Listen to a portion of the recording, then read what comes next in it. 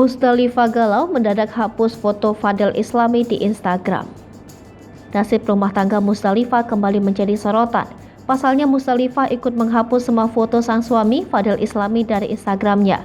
Sontak pernikahan Musdalifah dan Fadel Islami dirumorkan retak. Tak sampai di situ saja, baru-baru ini Musdalifah terlihat mengungkapkan keresahan hatinya. Janda pedangdut Nasar itu mendadak singgung soal kesabaran. Hal ini seperti yang diungkapkannya lewat unggahan foto selfie-nya di Instagram. Ia juga kembali menyinggung soal fitnah dan aniaya. Kegundahan hati Musdalifah tak hanya terlihat sekali itu saja. Pada postingan sebelumnya ia juga menyinggung soal kesederhanaan hidup.